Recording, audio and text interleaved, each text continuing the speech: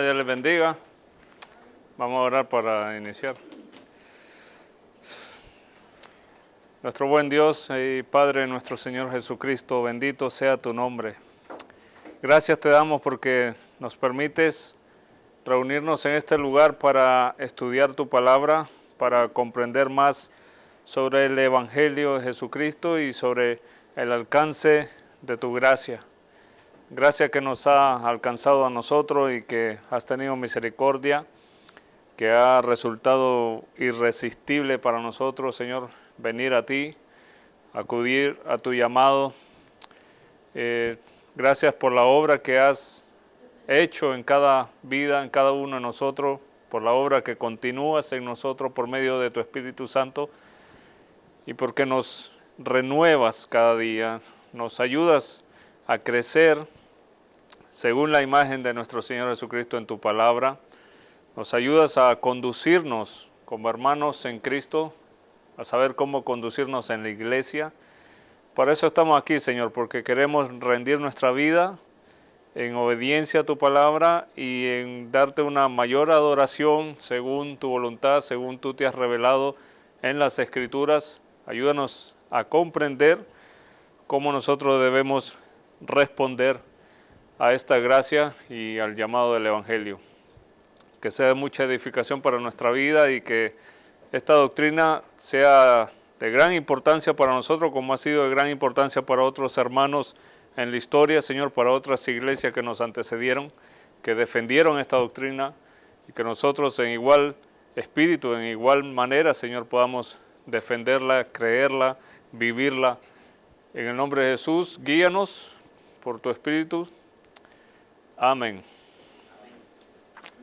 Bien, hermanos, hoy tenemos la clase, el capítulo número 20. El capítulo número 20 sobre el Evangelio, del Evangelio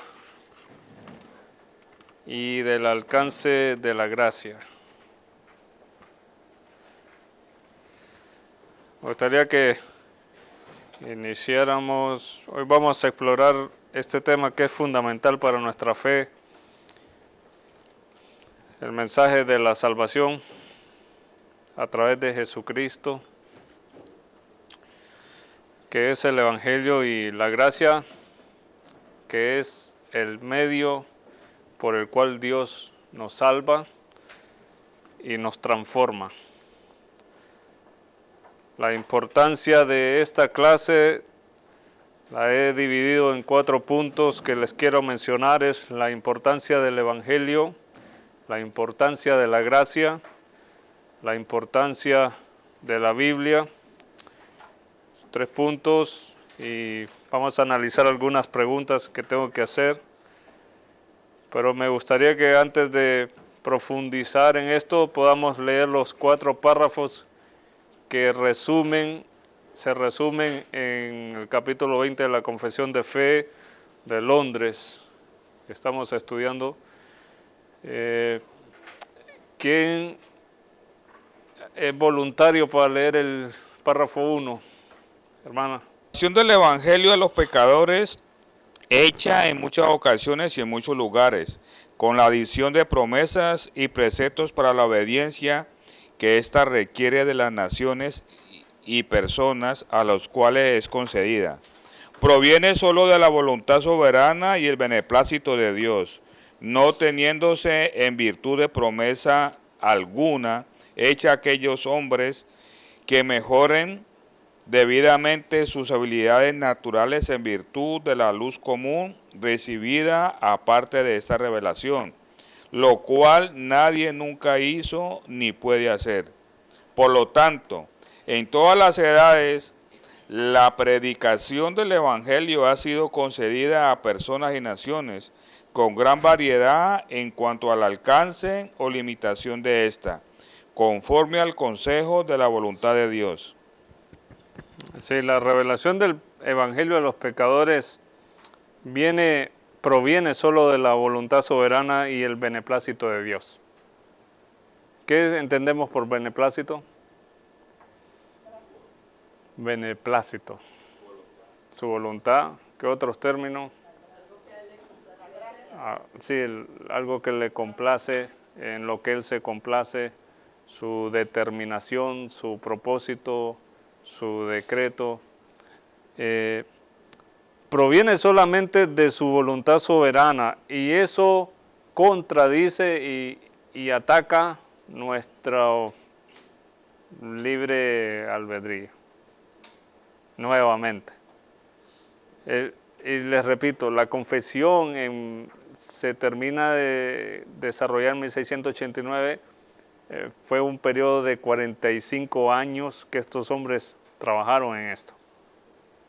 Nosotros venimos aquí a estudiar 20, 30 minutos, pero la doctrina se articuló en un proceso de muchos años, y en el contexto de ellos tenían que corregir la idea de que el hombre puede acercarse a Dios por su propia voluntad o ser salvo por su propio deseo, por su propia intención, por sus buenas obras, por la penitencia, por la compra de indulgencias, por la contribución monetaria a la iglesia, todas las buenas obras. Lo que expresan aquí es la importancia del Evangelio y el alcance de la gracia, hasta cuán lejos llega la gracia, cuán lejos puede alcanzar la gracia.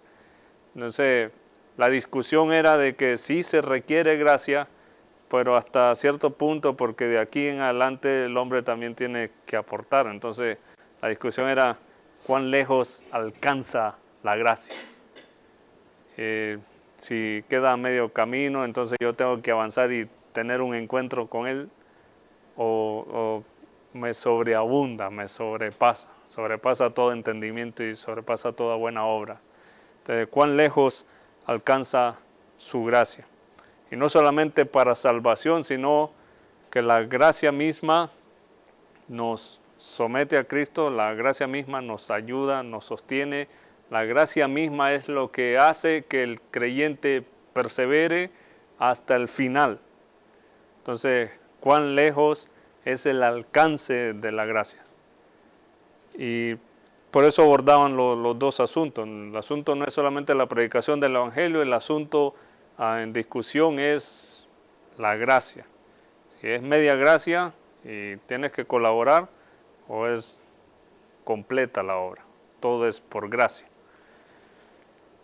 Entonces, en nuestros días sucede algo parecido, porque vivimos en una cultura donde se le está dando mucho énfasis al individualismo, se le está dando mucho énfasis a la personalidad, a la experiencia personal, a la emoción.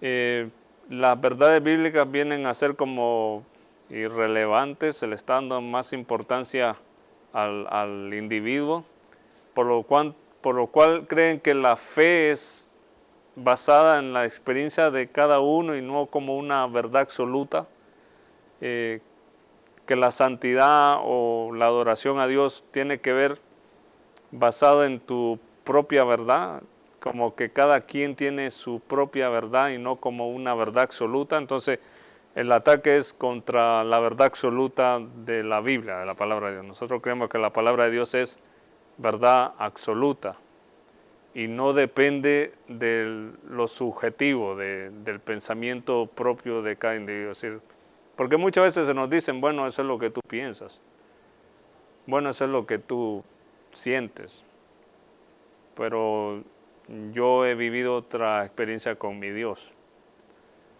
Bueno, eso es lo que tú dices, pero yo conozco a mi Dios y Él me ha tratado diferente. Entonces, el cristianismo se ha vuelto, la doctrina se vuelve irrelevante y se le da más énfasis al pensamiento del individuo. Por eso nosotros estamos aquí, porque necesitamos ver cuán importante es el Evangelio en el cristianismo para el creyente y cuán importante es la gracia, y que no depende de la definición de cada individuo, sino cómo Dios mismo se define a Él mismo. La importancia de la gracia es un concepto que choca con nuestra mentalidad en esta cultura, de donde vemos la autorrealización del individuo, la alta estima, el esfuerzo individual. Y cuando entendemos que la salvación es por gracia, choca contra todo lo que somos, porque nos queremos esforzar, porque queremos colaborar, porque yo quiero hacer algo por Dios, incluso participar en buenas obras, en mi propia salvación. De alguna manera quiero sentirme incluido. Y en la regeneración del hombre solamente Dios obra. Solamente Dios transforma el corazón de piedra y pone uno de carne. Entonces, en esa obra nosotros no tenemos participación alguna y nos choca porque estamos acostumbrados a ver cómo funciona la sociedad, cómo funciona la cultura. Entonces queremos bajar a Dios a nivel nuestro y entenderlo, pero es trascendente, va más allá de lo que nosotros podamos entender. Cómo Dios nos ha hecho nacer de nuevo, cómo yo podría nacer de nuevo. Va más allá de la fe es razonable, pero va más allá, sobrepasa todo raciocinio humano. Ahora, ¿qué otro punto? ¿Por qué es importante que estudiemos esto? Porque hoy en día se está atacando mucho la veracidad de las Escrituras, la importancia de la Biblia. Incluso dentro del cristianismo, incluso dentro de las iglesias. Podemos ver que hay cristianos que le dan más relevancia quizás a la música. Yo estuve hace años en una iglesia donde decía, hoy hay buena noticia, hoy no hay predicación. Vamos a adorar a Dios por 2 horas, por 3 horas, solo música. Y ese pensamiento está en muchas iglesias. Entonces, el ataque a las escrituras muchas veces viene de adentro de la iglesia. Entonces le da más importancia a otros asuntos ministeriales, a otros planes en agenda que a las escrituras. Y nosotros actuamos así muchas veces. Queremos tomar decisiones a la ligera, avanzar en nuestras decisiones sin consultar las escrituras. Entonces, ¿por qué nos referimos al alcance de la gracia?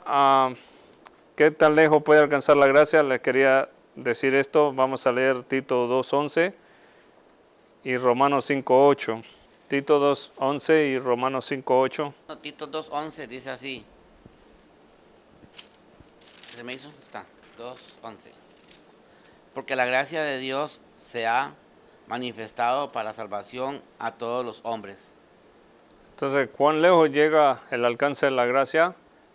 En primer lugar es a todos los hombres. Si las Escrituras dice a todos los hombres, entonces no puede haber nadie entre nosotros que se crea suficientemente bueno, que él no necesita de la gracia como necesita el que está en la cárcel, o el violador, el adicto, el asesino. Ellos sí necesitan de gracia, pero yo no soy tan malo como ellos. O sea, pero la gracia es necesaria. ¿Qué lo hace necesaria?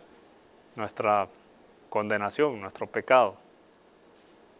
Si sin la gracia, ¿qué nos puede salvar? ¿Qué obra nuestra nos puede salvar? No hay como nosotros mismos podamos colaborar a nuestra salvación. Bendito sea Dios que nos ha mostrado gracia. Ahora, ¿qué tan lejos llega la gracia? En Romanos 5:8.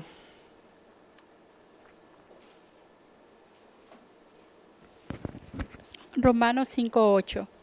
Mas Dios muestra su amor para con nosotros, en que siendo aún pecadores, Cristo murió por nosotros. Amén. ¿A quiénes alcanza la gracia? A los pecadores. Entonces, ¿podría alguien decir, sentirse que no está en ese grupo llamado los pecadores?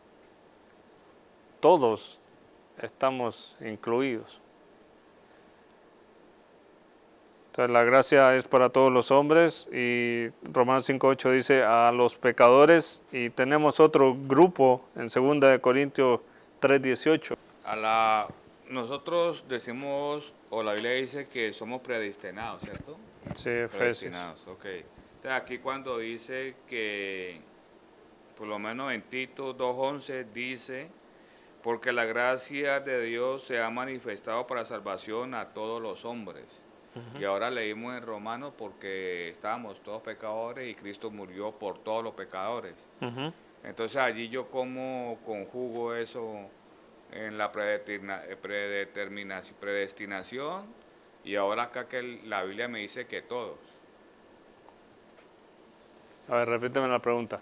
Fuimos predestinados. Somos predestinados, Sí. sí.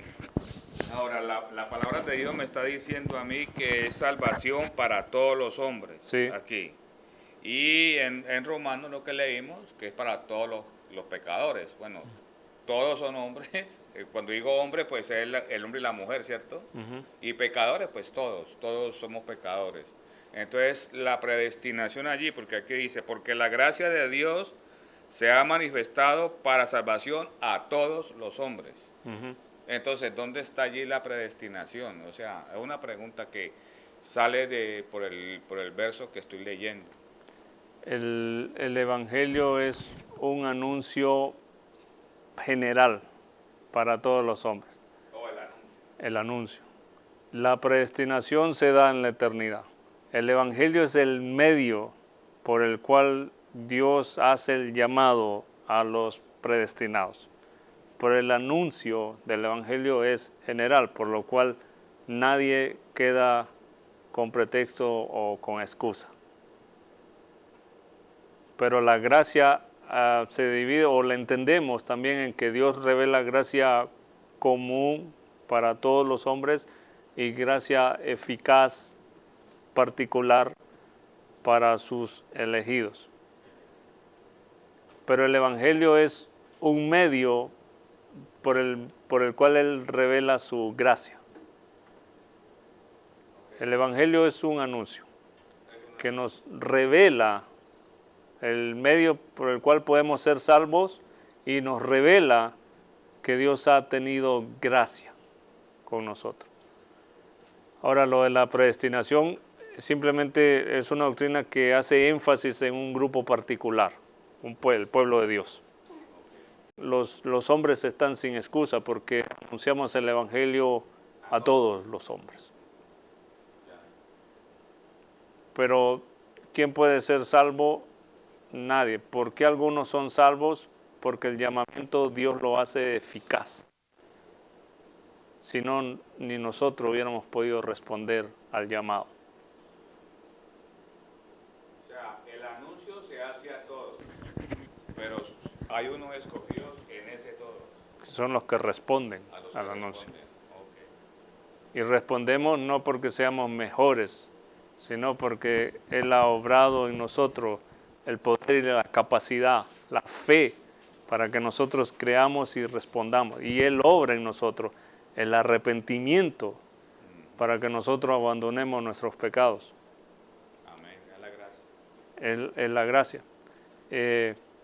Bendita gracia, ¿entiende? Que nos tiene que humillar porque cuando nosotros nos vemos en el grupo de los pecadores, en el grupo de los perdidos, en el grupo de los que odian a Dios, y de repente nuestra vida es transformada y de repente amamos a Dios y abandonamos todo pecado, abandonamos el viejo hombre y ahora nos santificamos, nada de eso vino de nuestro corazón, nada de eso vino de nuestro propio entendimiento, de nuestro propio pensamiento. Todo ha sido obra de Dios. Si nosotros entendemos un texto de la Biblia o estamos aquí estudiando la Biblia, es obra de Dios. O sea, y todo es por gracia.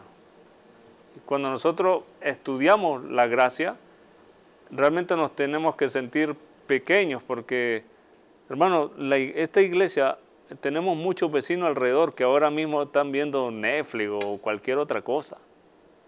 Y nosotros estamos aquí queriendo comprender y entender la voluntad de Dios por medio de las Escrituras. ¿Qué nos hace distinto? ¿Qué nos distingue de ellos? Que Dios ha tenido gracia con nosotros. Pero fuera de la gracia no somos mejores que nadie. Creo que aquí se puede aplicar bien el Juan 3:16. Creo que le entra bien en parte de la respuesta, porque si lo leemos con calma dice, porque de tal manera amó Dios al mundo. Cuando dice mundo es todo. Dice al mundo para que, dice que ha dado a su Hijo unigénito para que todo aquel en el que Él cree. Entonces sí está claro. El mensaje es para todo el mundo, pero solo el que cree. Sí, y el Y el que cree es 17, predestinado. y el verso 17. Dice, porque no envió Dios a su Hijo al mundo para condenar al mundo, sino para que el mundo sea salvo por Él. Sí, el Evangelio se ha manifestado en sustancia, dice la confesión, pero la sustancia se refiere a Cristo en persona. Cuando el Juan 3:16, que nosotros lo conocemos muy bien, ¿verdad?, en el evangelismo, Juan 3:16 dice que de tal manera amó Dios al mundo, y nosotros concluimos que, bueno, Dios ama a todo el mundo, entonces nadie va a ir al infierno, entonces Dios quiere que todos sean salvos. No, pero la otra mitad del texto dice, para que todo aquel, y ya lo hace particular. Comienza siendo un anuncio general, ¿no?, al mundo, y luego es particular, dice, aquel que en él cree. Ya no es plural, ya es singular, ya es un individuo que es sacado de ese grupo. Entonces nosotros vemos la gracia común que Dios ha tenido para todo el mundo de revelarse. Dios no tiene ninguna necesidad de revelarse. Primeramente, Dios no necesita al ser humano, Dios no necesita ángeles. Él es Dios y es eternamente feliz desde la eternidad y hasta la eternidad. Padre, Hijo y Espíritu Santo se satisfacen, son gozosos en ellos mismos, pero revelarse al hombre ya es una gracia. Darse a conocer al mundo ya es una gracia. Y gracia sobre gracia, porque dentro de esa gracia hace un llamado especial y particular a un individuo que lo saca y lo distingue del resto. Y a ese individuo lo adopta y lo llama hijo por medio de Jesucristo. Y ahora adoptado lo santifica progresivamente y avanzas en santificación. Y al final de nuestros días seremos glorificados. Y cuando estemos en gloria por la eternidad, alabaremos y glorificaremos el bendito nombre de nuestro Salvador, que nos hizo llegar a ese punto, la gracia que Dios tuvo con nosotros. Entonces, 2 Corintios 3:18 Dice, por tanto nosotros todos, mirando a cara descubierta como en un espejo la gloria del Señor, somos transformados de gloria en gloria, en la misma imagen como por el Espíritu del Señor. ¿Sí? La gracia, ¿cuán lejos alcanza la gracia? Al punto del que lo que le explicaba es a los creyentes. No solo se manifestó al mundo, no solamente Dios es bueno y misericordioso con el impío, con el pecador, sino que alcanza a los creyentes. Y no solamente para salvarlos, sino para santificarlos y para glorificarlo. Entonces, nuestra pregunta es, ¿cuán lejos alcanza la gracia? Que deja al hombre, aquel que cree que tenía cierta oportunidad de participar, de colaborar, no insistas. No te necesita Dios. No No insistas con tus buenas obras, ni con tus buenas intenciones, ni con tu celo santo por Dios. Detrás de toda buena obra lo que hay en nosotros es la mancha del pecado.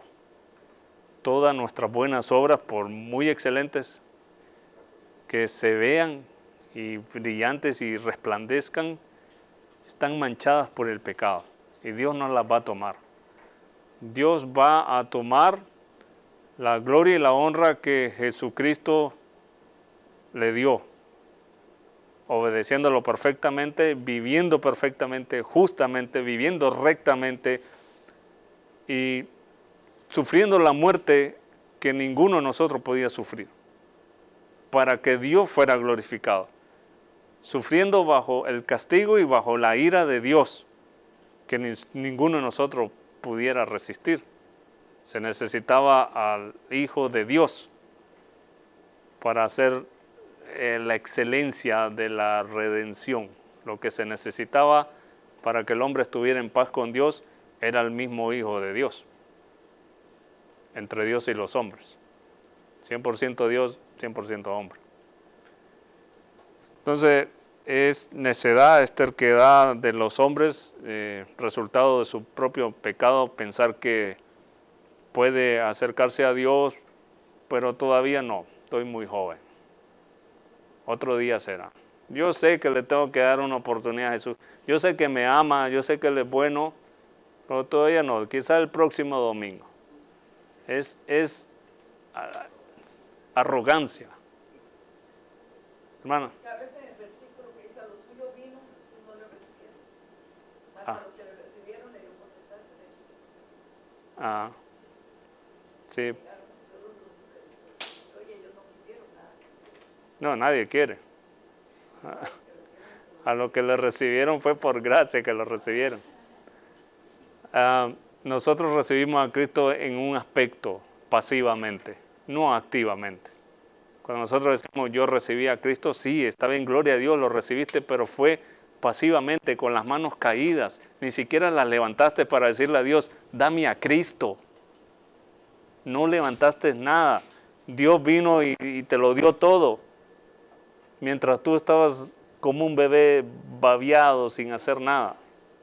Como el bebé que agarra el yogur y se lo das en la boca.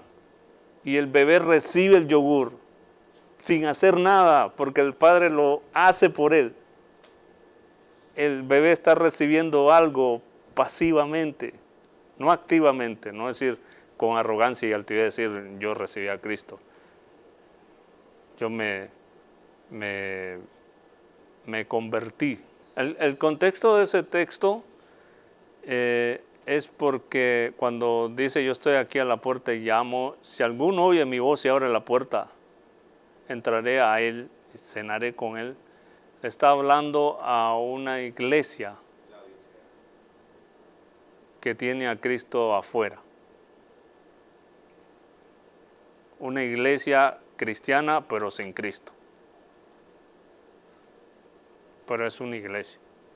No le está hablando a César, no le está hablando a ningún impío. Es a la iglesia que debe de arrepentirse de su conducta pecaminosa de hacer su propia voluntad, menospreciar a Cristo. Cristo está diciendo, yo estoy afuera. Ustedes están haciendo culto, pero yo estoy afuera. La confesión de fe entonces nos resume esto, el Evangelio y el alcance de la gracia, como dos conceptos relacionados pero distintos, porque entendemos que el Evangelio es el medio por el cual Dios llama a pecadores, pero para redimirlos, para alcanzar a los elegidos, a los predestinados, como decía el hermano William. Y por medio del Evangelio, el alcance de su gracia se nos manifiesta. Preguntas. ¿Cómo se relaciona entonces el Evangelio y el alcance de la gracia? Según lo que hemos discutido. Hay que predicarlo a todos. Sí. Pero que solamente la gracia va a alcanzar a los que son de Él. Se hace eficaz. O se hace eficaz.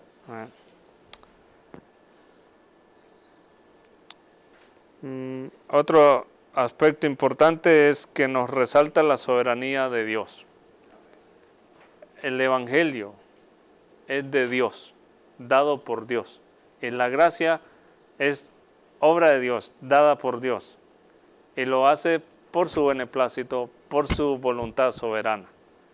No coercionado ni porque tenga negociaciones y tratos con algún hombre. Lo hace porque le plació hacerlo. Nada lo movió, nada lo incentivó, nadie le dio el consejo, le dio la sugerencia. Viene de Él, por medio de Él y para Él. El fin es Él y el origen es Él. Por eso cuando nosotros decimos toda la gloria de Dios, es toda.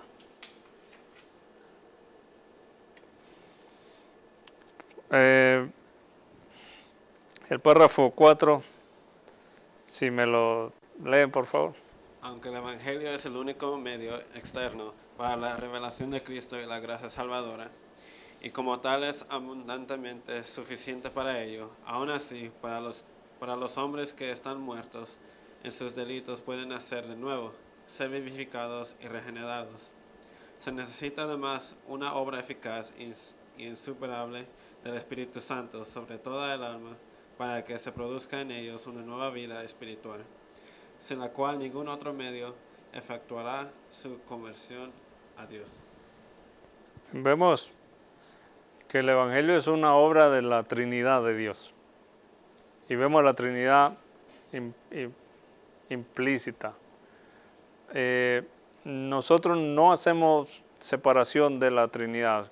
Entendemos que anunciamos a Cristo, por el Evangelio comienza en Dios. El hermano leía Juan 3:16 y empieza así: porque de tal manera amó Dios, que envió, nos dio,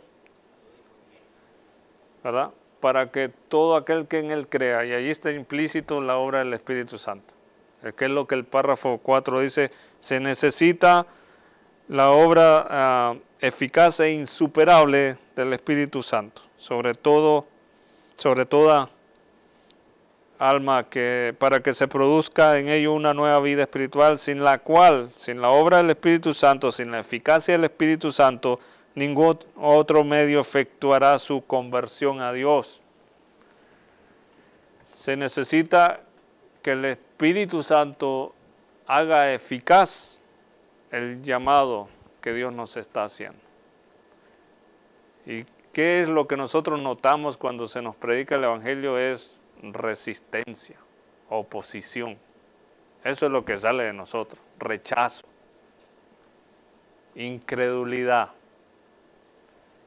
hasta que su gracia nos termina venciendo, su gracia nos termina poniendo de rodillas y nos termina haciendo confesar nuestros pecados y clamando a Dios por perdón, por misericordia. Pero se necesita la obra del Espíritu Santo. Ninguno de nosotros puede convertir a nadie. Yo no puedo convertir a ningún familiar, no puedo convertir a mis hijos, no puedo convertir a mis abuelos, a mis tíos. Necesito orar, necesito depender en fe que Dios obrará en ellos, como obró en nosotros. Entonces, y gloria a Dios porque en Cristo hay esperanza. En Cristo, en Dios hay misericordia, hay gracia. Si nosotros entendemos esto, nos podemos ir completamente en paz, sabiendo que hemos orado y sabiendo que esperamos en el tiempo que Dios se manifieste a ellos, ¿verdad? Que Dios los salve. Y no nos tiene que preocupar que Dios rechace nuestras oraciones en ningún sentido, porque si nosotros oramos por la salvación de un individuo, el que está deseoso en salvar es Dios.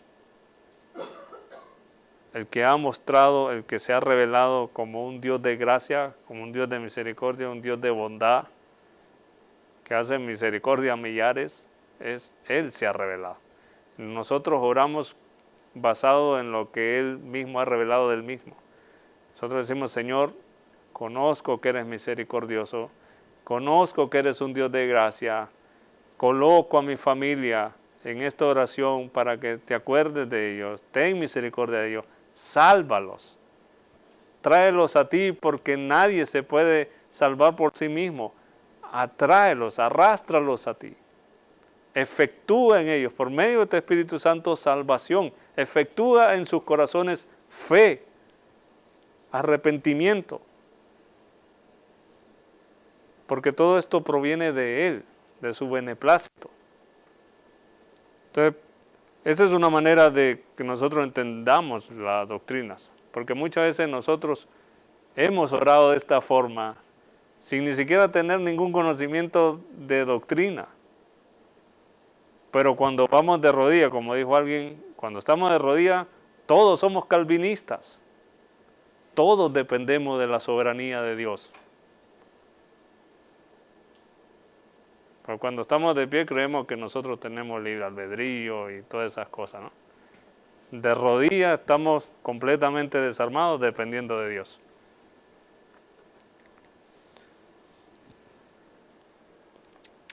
Bien, la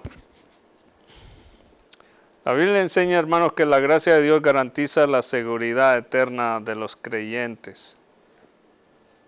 La gracia de Dios no solamente nos alcanzó para salvación, nos alcanza más allá para nuestra santificación, nos alcanza más allá para nuestra perseverancia y nos alcanza más allá para nuestra glorificación y más allá para la eternidad.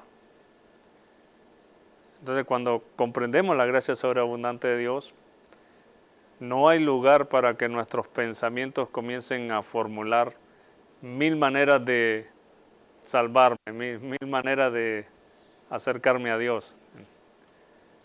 Yo tengo que entender, y cuando nosotros prediquemos el Evangelio allá afuera, ya vamos con este entendimiento de que no depende del hombre, no depende, lo siento, tú le puedes decir a alguien lo siento, pero no depende de ti.